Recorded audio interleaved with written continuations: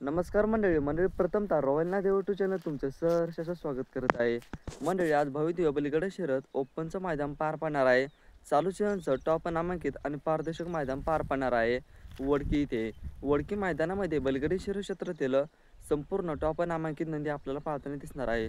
तर मंडळी आजच्या वडकी मैदानामध्ये आपला सर्वांचा लाडका दशमिंद केसरी बाकेटॉन देखील पळणार आहे.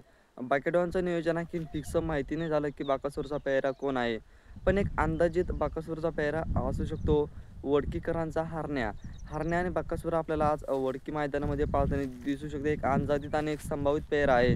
जेव्हा बाकासूरच्या काटाला जो नंदी पळेल तेव्हाच समजायचं की बाकेटॉनचा आज फिक्स हा पेहरा आहे. पण एक अंदाजित आपण नियोजन सांगू शकतो की बाकेटॉन आज हरण्यासोबत पाळताना दिसू शकतो.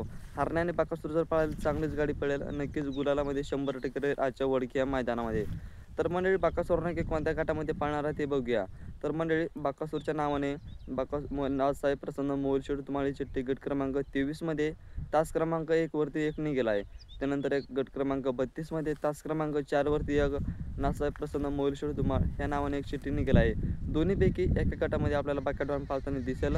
जास्त करून गट क्रमांक 32 मध्ये बाकेटॉन पाळताना दिसेल, नाहीतर पेरेकरांच्या नावावरती बाकेटॉन आपल्याला पाळताना दिसेल आजच्या वडकी या मैदानामध्ये. तर तुम्हाला काय वाटतं बाकासूरचं नियोजन कसं असेल तुमच्यामध्ये आजच्या मैदानासाठी? बाकेटॉनला खूप साऱ्या शुभेच्छा. चॅनलला एक सबस्क्राईब करा. भेटूया पुढच्या काय नवीन व्हिडिओमध्ये. धन्यवाद.